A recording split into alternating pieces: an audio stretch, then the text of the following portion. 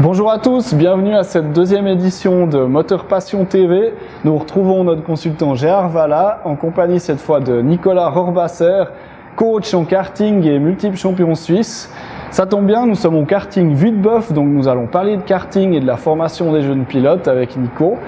Mais avant, puisque le karting Vuiteboeuf est partenaire de Rebellion, nous allons parler d'endurance puisque les 24 heures du Mans viennent d'avoir lieu. Une course en demi-teinte puisque les Toyotas sont livrés un duel peu passionnant. Et je vais me tourner vers Gérard, qui est notre spécialiste de la discipline, pour savoir un petit peu ce que tu en as pensé, parce qu'on a vu que la Toyota numéro 7 a outrageusement dominé les débats jusqu'à son problème de pneus. Alors, est-ce qu'il n'y avait pas une stratégie qui consistait à faire gagner cette voiture ? Écoute Gilles, c'est un petit peu difficile à dire parce que le résultat de cette course, dans le cœur d'un Suisse, c'est quand même c'est un peu mitigé. Parce qu'on est content d'avoir une victoire suisse avec celle de Seb, mais on aurait tellement plus de plaisir si c'était une victoire qui avait plus de consistance que celle-ci. Parce que comme tu l'as dit, ça s'est disputé entre les deux Toyota, ça n'a jamais été troublé par qui que ce soit. Ces deux voitures ont roulé seules toute la course. La numéro 7 étant toujours en tête, Seb se plaignant régulièrement d'un manque de puissance de sa voiture, un manque de vitesse. Alors après c'est interprété différemment par les gens de Toyota. Ils disent peut-être que cet équipage voulait plutôt assurer leur résultat pour le championnat du monde. C'est un petit peu difficile à dire, on n'était pas à l'intérieur. On peut simplement se dire que c'est quand même un petit peu dommage et triste que ça se termine comme ça, parce que est-ce qu'une équipe comme Toyota peut décemment se tromper de pneus, une alerte pneu au tableau de bord, n'importe quelle bagnole aujourd'hui, hein, une alerte pneu au tableau de bord, on va pas se tromper à ce point-là. Il s'arrête, il change le pneu avant droit, finalement il repart, José revient au stand parce qu'on le rappelle pour la roue arrière gauche, c'est pas très sérieux, mais bon au final c'était quand même écrit d'avance, une Toyota allait gagner les 24 heures du Mans, c'est fait. C'est Seb qui a gagné et ses coéquipiers, on est content pour eux, mais c'est pas ce qu'on attendait. Alors tu l'as très justement dit, ils ont arrêté 2 fois la numéro 7. Pourquoi est-ce qu'ils n'ont pas remplacé en une seule fois les 4 pneus et fait le plein ? On se demande si les Japonais ont peut-être pas un souci avec l'improvisation. Qu'est-ce que tu en penses ? Je suis pas sûr que ce soit une histoire de Japonais, parce que c'est pas les Japonais qui réellement gèrent l'équipe. Hein. C'est plutôt des Français. Hein, mais c'est pas, j'ai rien contre les Français bien sûr, mais c'est quand même, c'est pas les Japonais. Donc si quelqu'un est incriminé, c'est pas eux. Généralement, c'est vrai qu'on change toujours les 4 roues. Alors eux, ils expliquent ça d'une autre manière. Ils disent on voulait pas prendre le risque. On avait des pneus, on a mis des pneus neufs sur cette voiture. Quand elle rentre pour changer un pneu, on lui met un pneu qui a déjà roulé. Donc on voulait pas prendre le risque de mettre 4 pneus qui avaient déjà roulé. C'est leur explication. Maintenant, elle vaut ce qu'elle vaut. On pourra en discuter et en rediscuter. Ça changera pas ce résultat. La seule chose qui est sûre, c'est que tant Alonso que Buemi et sans doute Nakajima ont estimé que cette victoire ne leur venait pas vraiment de la meilleure des manières. Et les 3 autres étaient évidemment effondrés sur le podium. José, lui, Lopez n'a pas compris en fait qu'on lui change pas ses 4 roues. Il s'en est exprimé à ce sujet. Et puis bon, ma foi, comme je t'ai dit, hein, on va pas refaire cette course-là. Alors en effet, mais est-ce qu'on peut espérer un mieux pour la nouvelle saison ? Parce que l'ACO était fier de nous présenter leurs hypercars qui doivent faire 3 minutes 30 au Mans. Qu'est-ce que tu en penses ? Un mieux, la prochaine saison, on n'aura pas de mieux, on n'aura pas réellement le changement de la nouvelle saison, puisqu'on reste dans le même règlement encore. On est dans ce même règlement encore pour la saison prochaine. Donc on peut simplement imaginer qu'on aura de toute façon de nouveau un show Toyota devant quelques privés courageux qui viendront s'ils viennent. Ça, on peut en parler. Maintenant, c'est vrai que le règlement est enfin défini. C'est enfin ce règlement hypercar auquel tient tellement la CO. Maintenant, après, les avis divergent. En tout cas, le mien n'est pas positif. Je pense que c'est pas la meilleure idée qui soit, puisque on sait que les constructeurs avaient proposé d'une évolution de leur catégorie GT avec des voitures qui auraient été peut-être améliorées au niveau aérodynamique, puissance moteur. C'est des voitures qui aujourd'hui, on en avait 17 GTE Pro au Mans cette année, donc c'est quand même un gros potentiel. Et puis c'est des voitures que les privés auraient pu s'acheter. On peut imaginer que Rebellion s'achète 2 Porsche, 2 Ferrari ou 2 Aston, je ne sais pas, ce serait le choix du team. Mais en tout cas, pour moi, ce serait plus raisonnable, parce que c'est un investissement qui se planifie sur des voitures dont on peut espérer un jour retrouver une certaine valeur, contrairement à un prototype comme l'Oreca qui malheureusement, si on parle purement finance, ne vaudra pas grand-chose à mon avis. Voilà, ça c'est autre chose. Maintenant, c'est sûr que Toyota vient avec son hypercar, on a déjà vu des images, donc la voiture roule déjà. Elle n'est pas en définition en course, mais elle roule déjà dans sa définition routière.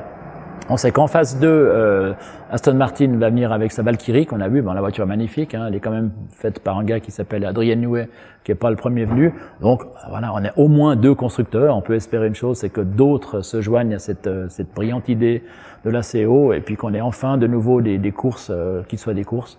Parce que cette année, on se répète, la compétition elle était plus en GT et en LMP2 avec 20 voitures en LMP2 que dans la catégorie Rennes. Alors effectivement, on sent que la CO ont un problème, c'est qu'ils veulent attirer des constructeurs, mais en même temps ne pas déplaire à ceux qui sont déjà présents, Toyota en tête. Et puis peut-être qu'à force de vouloir plaire à tout le monde, ils se tirent un peu une balle dans le pied. On peut peut-être interpréter ça comme ça. C'est peut-être justement là la question se pose peut-être de cette manière, effectivement. Ils veulent plaire à Toyota, ils le font. Peut-être qu'ils estiment que Toyota les a beaucoup aidés en succédant à Peugeot. Et en restant maintenant aujourd'hui malgré le départ de Audi et Porsche. Après, ce qui est sûr, c'est qu'aussi les équipes qui ont acheté des LMP2 doivent pas être très contentes. Parce que si on s'en tient à leur chrono cible de 3 minutes 30 pour une hypercar, on sait que les LMP2 roulent déjà en 3 minutes 25. Alors, est-ce qu'ils vont ralentir? Évidemment, ils vont être obligés de ralentir les P2 et puis en ralentissant les P2, ils vont devoir ralentir les GT. Donc, on va devoir remanier complètement toute la grille des 24 heures du Mans et du championnat du monde d'endurance, bien sûr. Ça, c'est le problème des génies de la technique ACO et FIA. On verra ce que ça donne. En tout cas, pour revenir sur une équipe avec laquelle je collabore également, Cool Racing, c'est justement leur défi, c'est d'être au Mans en 2020 et ils ont été acceptés par la FIA et la CO parmi les équipes, donc c'est très chouette. Après, effectivement, je pense que ce sera leur dernière saison avec une voiture qui peut rouler au maximum de ses performances, donc espérons pour Nicolas Pierre, Antonin Borga et Alex Koenig qu'ils arrivent à leur objectif. Pour eux, c'est évidemment une très belle aventure, hein. Ils veulent faire les 24 heures du Mans. Alex Koenig a décidé de faire cette course, il met tout en œuvre pour y arriver. Il a débauché Nico de chez Alpine, mais enfin, j'ai parlé avec lui, il est très très content de changer en fait un petit peu d'orientation parce qu'il dit maintenant je vais arriver un petit peu au bout. Lui il a quand même vraiment un rôle de coach, ce que fait Nicolas dans le karting, mais il l'applique dans le cockpit de cette Alpine, Nicolas, et puis il va amener tout cet enthousiasme et ce savoir au sein de Cool, et puis on peut espérer que Cool Racing arrivera aussi à avoir des résultats aussi bons qu'Alpine les a eus, notamment grâce à l'apport de Nicolas Lapierre. Effectivement, puisque là, il finit sur une 4e victoire LMP2 au Mans, donc chapeau. Et tu as à juste titre parlé de coaching, je propose qu'on se tourne vers Nico. Nicolas, est-ce que peut-être tu peux te présenter pour ceux qui ne te connaîtraient pas en 2 mots? On sait que tu as déjà un beau parcours en karting en Suisse. Pas trop mal, on dira. Écoute, en quelques mots, moi je suis coach karting avec ma propre structure, la Rohrwasser Driving School. Donc en fait, mon objectif c'est évidemment de coacher les jeunes, de les initier, etc. Aussi de les guider dans les bonnes décisions. Et puis surtout, en fait, moi, niveau palmarès, donc j'ai commencé le karting il y a à peu près 10 ans en arrière. Et puis j'ai fait du championnat suisse, j'ai gagné plusieurs fois le championnat suisse. J'ai fait aussi du championnat Europe et championnat du monde où j'ai fini 3e de l'Europe et vice-champion du monde. Donc c'est à peu près ça mon palmarès, mais après j'ai commencé quand même assez sur le tard le karting.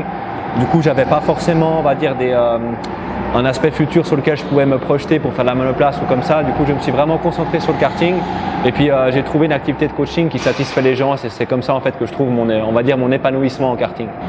Alors justement, en tant que coach, quel est exactement ton rôle? Qu'est-ce que tu amènes à ces pilotes?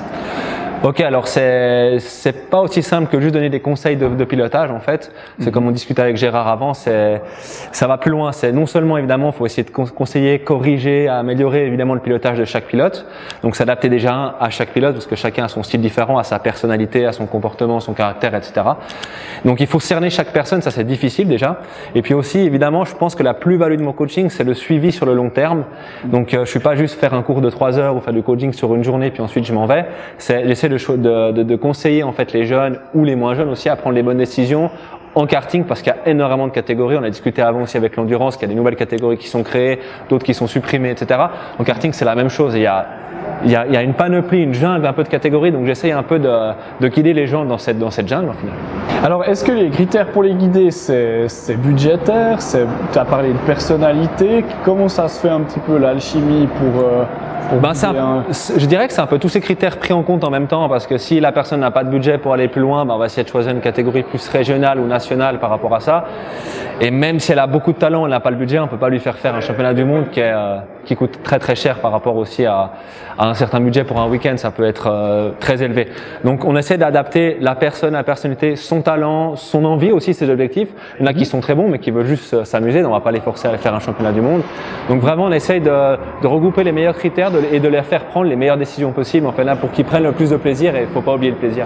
Ah, c'est sympa ce que tu dis, parce que s'il y a des gens qui veulent s'améliorer juste pour eux, pas forcément pour aller en Formule 1, je caricature peut-être, mais on sait qu'il y a beaucoup d'enfants qui rêvent d'aller au sommet, puis aujourd'hui on voit que c'est de plus en plus dur.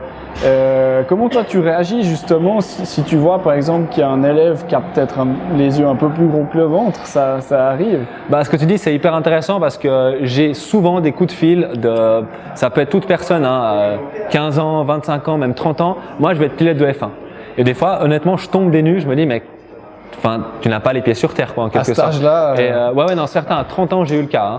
Et du coup, lui dit, on va aller au karting de Wiedeboeuf, on va aller faire un cours, on va regarder de quoi tu es capable, avec des kartings de location, des 4 temps au début. Sinon, non, il y a des gens, ils ont aucune connaissance du milieu, ils prennent pas conscience du budget que ça demande, du travail, des sacrifices qu'il faut faire, et que à 30 ans, c'est juste trop tard pour être pilote pro, en tout cas en F1, et puis même dans plein d'autres catégories, à mon avis. Donc, j'ai tous les cas. J'ai aussi des jeunes de 15 ans qui veulent juste s'amuser, progresser, comprendre comment ça fonctionne le karting, et puis ils veulent pas aller plus loin. Donc c'est vraiment toute cette panoplie là, et c'est intéressant justement d'avoir des gens un peu différents tout le temps, et qui me permet de pas m'ennuyer dans mon métier en quelque sorte. Ouais, c'est vraiment sympa.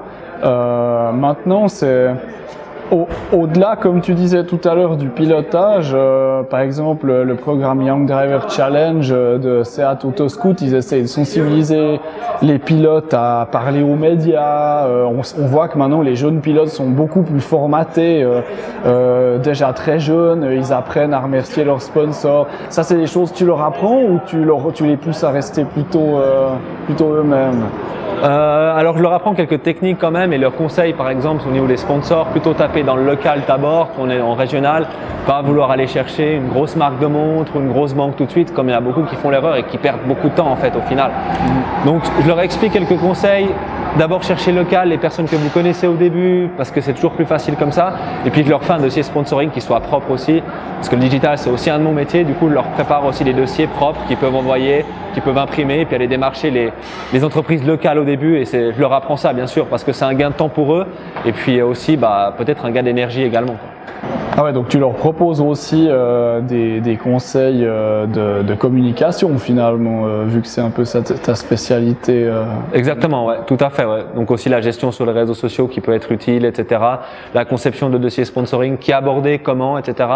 Donc c'est des choses aussi dans le passé peut-être que j'ai pas forcément très bien faites, donc ça m'a peut-être pris du temps à comprendre, mais ça me permet maintenant en fait de l'enseigner au mieux, de faire gagner du temps, comme Gérard l'a aussi fait pour certains pilotes. Du coup, dans les relations au niveau karting en tout cas. Donc c'est ça qui est intéressant. Justement, Gérard, de ton temps, le karting, c'était comment par rapport à maintenant? Je n'ai pas de connaissance de karting, donc ça, je dois juste avouer une chose. Je n'ai jamais fait de karting. J'ai couru aussi moi-même, mais j'ai jamais fait de kart. Donc c'est quelque chose c'est un monde étrange pour moi. Enfin, étranger en tout cas. Donc, je peux pas du tout parler de kart. Je sais que certains pilotes dont je me suis occupé ont fait du kart, mais moi, je n'ai pas de connaissance du domaine. Oui, c'est la preuve que finalement tous les chemins mènent à Rome ou au sport automobile. Pour moi, c'est justement l'occasion d'accueillir notre deuxième invité, Jan Zimmer, qui nous vient des États-Unis, mais attention, il est suisse. Il s'était exilé là-bas pendant quelques années pour intégrer le milieu fermé de la NASCAR, mais auparavant, il a roulé en monoplace, en karting à Wiedeboeuf. Et maintenant, Jan, tu roules en Alpine Europa Cup, donc bienvenue. Et c'est l'occasion de montrer que toi aussi tu as un parcours intéressant qui échappe un petit peu aux standards actuels. Oui et non, c'est vrai que j'ai commencé quand même ici en Suisse avec donc du karting, championnat suisse. Je venais de temps en temps ici au karting Wiedeboeuf, un peu de karting. Et puis après, la suite logique pour moi, c'était d'aller au Mans, où j'ai fait un sport-études à la filière, gagné 2 fois vice-champion de France de karting. Ensuite, j'ai eu la chance de faire le volant assez haut que j'ai remporté il y a maintenant 10 ans déjà, et ce qui m'a donné accès après aux autres catégories de la monoplace. Donc au fur et à mesure de la monoplace, avec quelques titres de vice-champion, des troisième places, etc., c'était vraiment l'idée d'aller sur la F1. Bien sûr, c'est le rêve comme tout pilote, mais après, c'est d'autres opportunités, comme en NASCAR, en prototype, en endurance, avec Oak Racing à un moment donné, pour développer 2-3 prototypes légers aussi. Et ensuite, le but, c'était aussi d'aller aux États-Unis, après que j'ai fait quelques saisons en NASCAR, européenne. Donc voilà, je reviens d'une expérience américaine riche, très très riche, de 4 ans là-bas.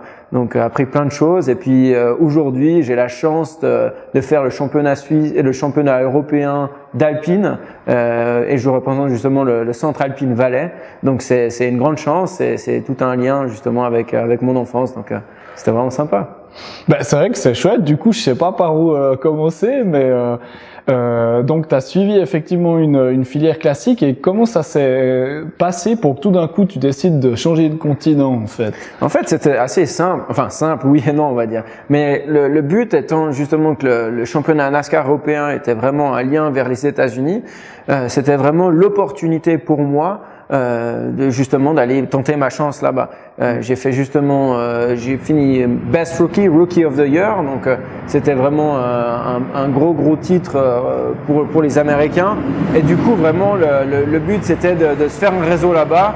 J'ai eu la chance justement de faire un stage de fin d'études pour mon diplôme de master chez Max Papis. Donc, et je lui avais justement fait un coup de téléphone. Je fais, écoute Max, t'aurais pas un truc aux États-Unis pour que je puisse rouler, etc. Et peut-être faire mon stage. Je fais, Yann, j'ai quelque chose pour toi. Je fais des volants. Et donc, tu es devenu en fait l'aide de camp des volants de Max Papis. Exact, ouais. Donc, du coup, pendant 4 ans, j'ai sillonné les États-Unis, gauche à droite, pour faire des volants justement pour toutes les stars de la NASCAR, mais pas uniquement. Aussi Scott Dixon dernièrement avec l'IndyCar, on a remporté le team d'IndyCar avec Scott Dixon. L'an dernier, on a fait tous les volants en Australie pour Penske, donc en V8 Supercar. Et puis, bien sûr, d'autres disciplines très américaines, le NHRA, donc le dragster, tout ce qui est sur la terre, le dirt racing, sprint car, late model. Donc c'était vraiment un peu partout aux États-Unis. J'ai fait aussi du off-road. Donc c'était une expérience 360 degrés aux États-Unis. Donc vraiment très très sympa. Maintenant de retour ici, donc on verra. Ah, donc si j'ai bien compris, tu t'es super bien intégré, mais par contre, t'as pas eu vraiment le volant que t'espérais. C'est sûr. Après, ce qu'il y a, c'est en ayant eu une bonne expérience en Europe, en Euro NASCAR, c'est vrai que je pensais que c'était un peu plus facile de pouvoir amener des sous aux États-Unis et puis ensuite de pouvoir rouler un peu. Après, ce qu'il y a, c'est que voilà, c'est comme si presque je repartais à zéro, parce que étant donné qu'en Europe, on n'a pas l'expérience des ovales, il faut retomber justement depuis le début. Et après, ça coûte des sous. Et même si il y a plusieurs pilotes qui peuvent arriver, comme en Formule 1 aujourd'hui, avec des moyens très limités, avec des filières, ce genre de choses. En étant européen, ça reste un peu compliqué. Mais il y a toujours la possibilité. Si demain il y a un jeune Suisse ou européen qui désire faire de la NASCAR et qui a justement de bons sponsors derrière lui, c'est pas un problème. Après, il faut quand même avoir un peu de talent quand même. Et du talent, on sait que tu en as, vu que tu as très bien commencé l'Alpine Cup. Quel est ton but pour cette saison d'ouverture? Ça faisait quand même 4 ans que j'avais pas fait du road course, donc de la course en GT et du circuit, on va dire. Et du coup, sur les premières courses, c'était vraiment de se remettre dans le bain. L'objectif était un peu le top 5. Puis on a pu justement se battre 2-3 fois pour la victoire et pour le podium. Donc j'aimerais dire maintenant qu'on est à mi-championnat, c'est vraiment de finir, de bien finir le championnat. Top 5, ça serait bien. C'est sûr qu'après, de pouvoir enchaîner des podiums et voire même des victoires serait super pour mes partenaires et pour tout mon entourage. Donc c'est sûr qu'en tant que pilote automobile, on espère toujours faire mieux. Donc voilà, on est là pour la gagne, quoi. Magnifique, merci Yann. Et puis je me tourne vers vous, chers spectateurs. J'espère que cette deuxième émission vous a plu. Et nous aussi, on veut jouer pour la gagne avec vous. Donc vous savez ce qu'il vous reste à faire. Abonnez-vous à Moteur Passion sur notre site internet. À bientôt. Alors ainsi s'achève cette deuxième émission, la première au karting Villebeuf. Merci beaucoup Mathieu pour l'accueil. J'espère qu'on aura bientôt l'occasion de revenir rouler. Avec grand plaisir, oui. Vous êtes toujours les bienvenus. Karting de Vuiteboeuf, donc un circuit intérieur et extérieur de 1600 mètres. Les enfants peuvent conduire à partir de 8 ans tout seuls. Sinon, on a des kartings biplaces, on a des kartings 270, on a aussi des RX de 28 chevaux. Donc vraiment plein de différents modèles de karting pour tout le monde. Merci beaucoup.